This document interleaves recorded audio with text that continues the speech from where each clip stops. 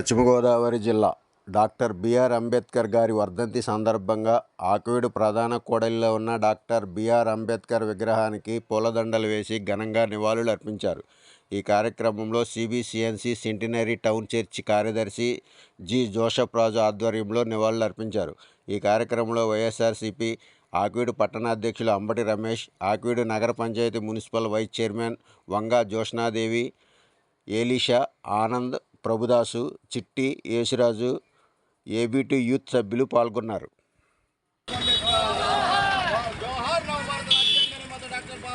భారత రాజ్యాంగ నవనిర్మాత, భారత ప్రజల యొక్క తలరాతను మార్చి భారత ప్రజలకు అమూల్యమైనటువంటి రాజ్యాంగాన్ని నిర్మించి ఇచ్చినటువంటి ఏకైక ఆధిపత్యంలో రాజ్యాంగాన్ని ప్రజల క్షేమం కొరకు వివిధ వర్గాలు అనేటటువంటిది లేకుండా, జాతి మత కుల భేదం లేకుండా అందరికీ సమాన హక్కులతో కూడినటువంటి విషయాలను అందించినటువంటి నిర్మాత 69వ వర్ధంతి సందర్భంగా చాలా విచారకరంగానే మేము వారు లేకపోయినా ఈ సందర్భంగా వారిని జ్ఞాపకం చేసుకుంటున్నాం.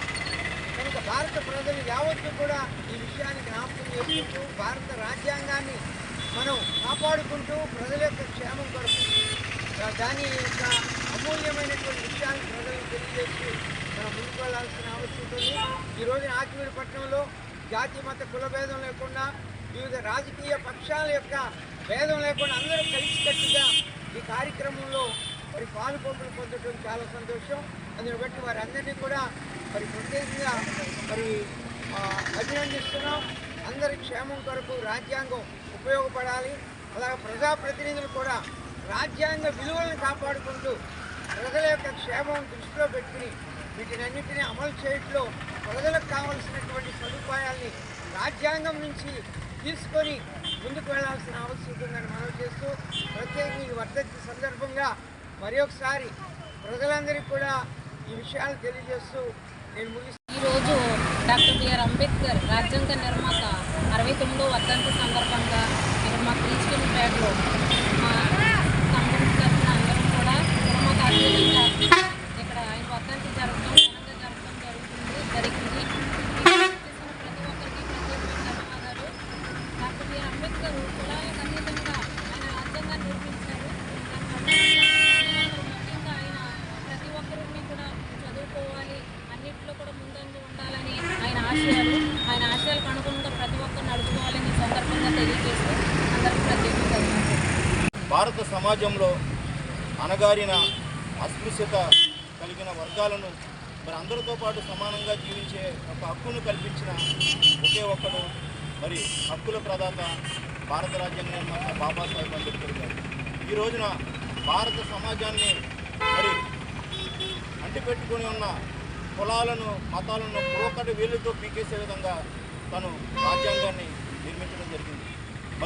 అటువంటి యొక్క అతిపెద్ద లిఖితపూర్వక రాజ్యాంగం ఈ రోజున ప్రపంచ దేశాలన్నింటిలో కూడా దిక్సూచిగా మారిందంటే ఆ ఘనత డాక్టర్ బాబాసాహెబ్ అంబేద్కర్ గారికి దక్కుతుందని ఈ సందర్భంగా తెలియజేస్తుంది. ఈ రోజున మన భారతదేశంలో అంబేద్కర్ గారి యొక్క విగ్రహాలు కొన్ని దళిత వాడలకు పరిమితమైనవి.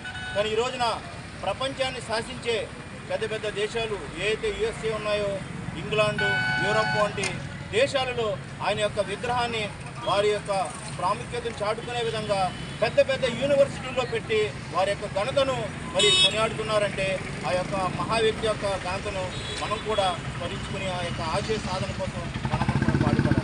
ఈరోజు భారత రాజ్యాంగం ప్రజాప్రతినిధులు ఎవరైతే పాలకులు ఉన్నారో వారందరూ కూడా రాజ్యాంగాన్ని అనుసరించి పాలన చేస్తే ఈ రోజున అందరి యొక్క స్థితిగతులు బాగుంటాయి. కానీ ఈ రోజున జరుగుతున్నది వేరే విధంగా జరుగుతుంది. కొన్ని రాష్ట్రాలు మనం అందరూ చూస్తున్నాం. రాజ్యాంగాన్ని తొంగలో తొక్కు ఈ రోజున రాజకీయ కక్షలతో కొంతమంది రెడ్ బుక్ రాజ్యాంగాన్ని కూడా అమలు చేస్తున్నారు.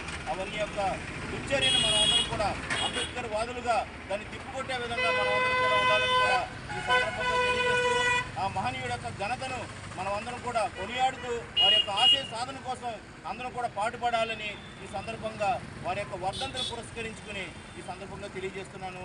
వర్ధంతి జయంతులే కాకుండా ప్రతిరోజు కూడా భారత రాజ్యాంగాన్ని మనం అనుసరిస్తూ అంబేద్కర్ యొక్క ఆశయాల్ని రక్షించుకోవాలి, మన యొక్క హక్కులను కాపాడుకోవాలని కూడా ఈ సందర్భంగా తెలియజేస్తున్నాం. జై భీమ్, జోహార్ డాక్టర్ బాబాసాహెబ్ అంబేద్కర్.